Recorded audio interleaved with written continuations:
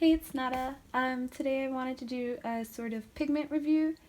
I started making these pigments around 2 to 3 years ago, so I thought it would be super cool to kind of go through all of them, see how they've changed, and also talk about the whole experience now that I have some hindsight.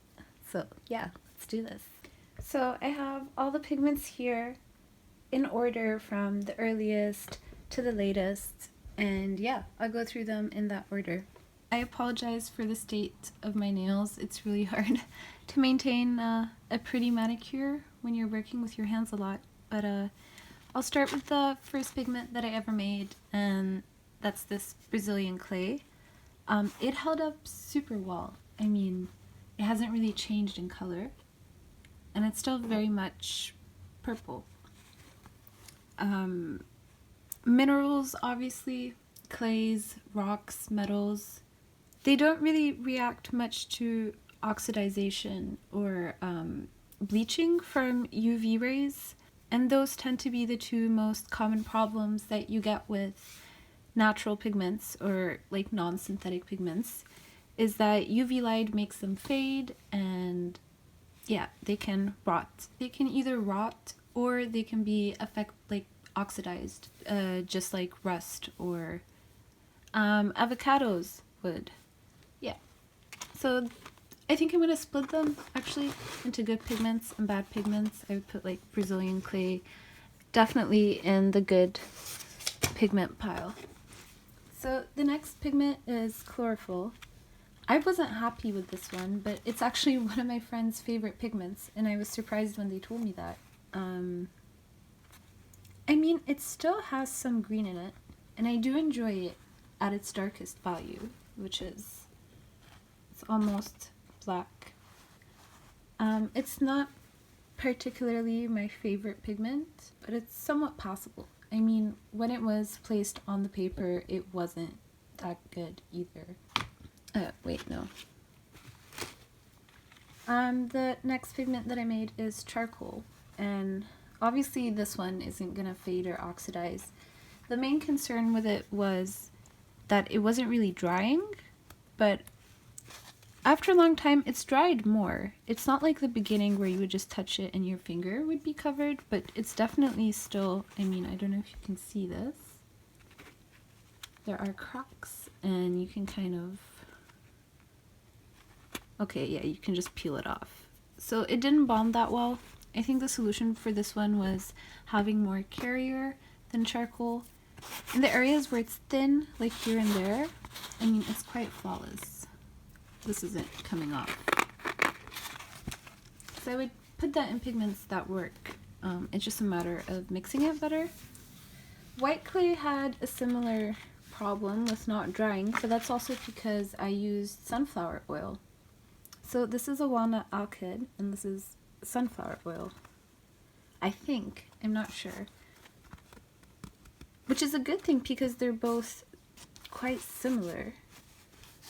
If this is the sunflower, it's extremely successful because to me it kind of looks like leather. It has a very textural quality. It sits on top of the canvas. And it has a 3D almost, very material feeling.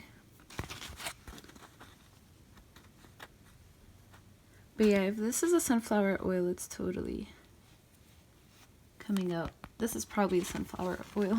I should have labeled things better too. I did not do a great job with labeling. Good pigment, bad pigment, not sure. Not really that exciting, to be honest. Well, actually, it's a pretty good brown. I'll put it in the good pigments. Here's red cabbage. This is one that didn't work at all. It was super beautiful when it first went on the paper, but whatever tones these were before is long gone. This one made me very sad. And this one is a great kind of representation of why making paint out of like natural pigments and dyes does not create a very reliable paint. And that's a big part of why I stopped doing this, is the investment and time and effort, and then feeling like you can't really use them, right? Because what if you create, I mean, I know nothing is precious in art, but what if you create a really beautiful painting and all the colors just completely change or are lost because you chose to use a natural paint? It just didn't really seem worth it.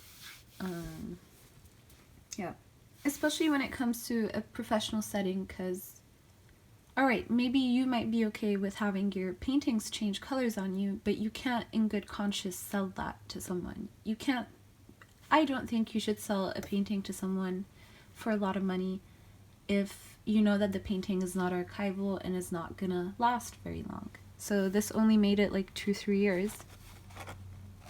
Completely unrecognizable from the original colors. Yeah. Bamboo is a natural pigment, but it actually survived pretty well. I wouldn't say that the colors have changed that much. It's actually quite surprising to have this result. I would say maybe here it faded a little bit, or it bleached, but it's doing great in the walnut orchid up here. Yeah, I'm happy with this one. Kids Chalk also didn't really change color at all. That's because the colorants in there are probably synthetic. It's definitely a good thing for this particular pigment and project. I think it worked out really well, and if I had to use one of these homemade paints and know that like it's gonna survive really well, it's probably this one. Okay. So chamomile was also one of those pigments that, you know, as soon as it got on the paper, looked like it wasn't gonna work, and that's the case. It has a very similar situation to the chlorophyll, where it just turns into a green-brown. Turmeric held up pretty well. I do feel like it faded quite a lot, but as a paint I remember having a lot of problems with it, mostly because it absorbed both water and oil. So the particles would like swell. If I were to do this again, I would probably work on trying to push the areas where the turmeric or curcum had like had dissolved into whatever oil or carrier it was in. I assume this is oil. And that created a kind of really nice, clean texture.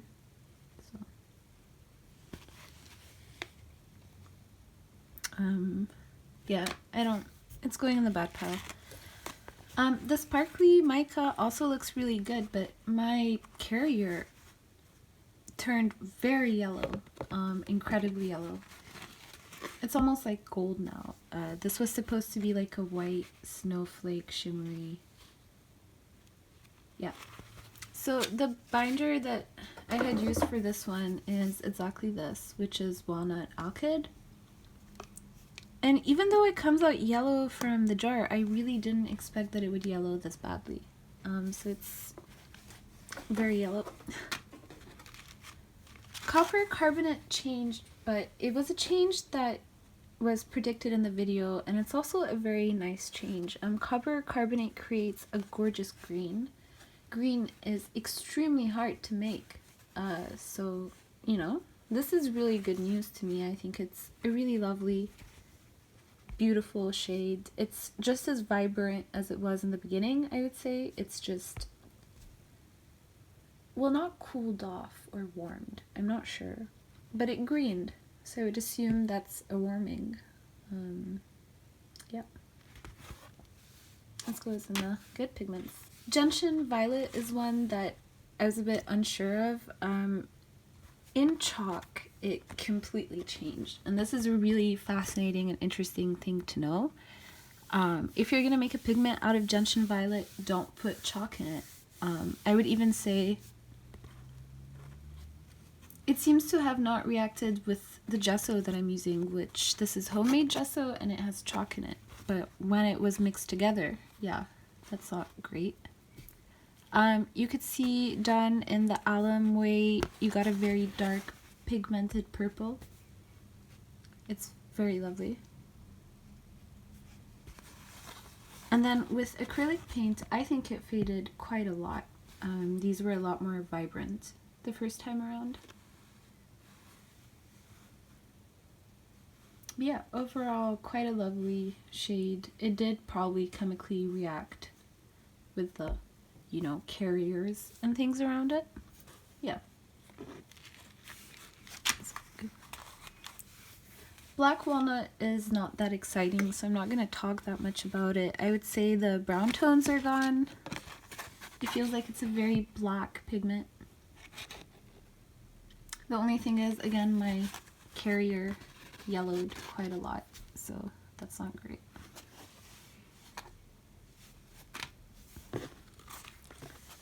Sulfur, I would say, has the same hues, but definitely faded, especially here in the gel. I feel like I remember that being way more yellow. I think this is walnut oil. Either the medium yellowed or the sulfur changed. But this definitely looks way more kind of orangey than regular sulfur would. It's usually way more pale, like right here. This is more representative of what sulfur looks like. Mercurochrome was a little bit disappointing. I feel that as an ink it held up well, but in all the other mediums it bleached quite a lot. It lost a lot of its vibrancy and also tone. Yeah, just super washed out compared to the original, which was really vibrant and lovely. So I had high hopes for this one, Mercurochrome, but it's not that stable either.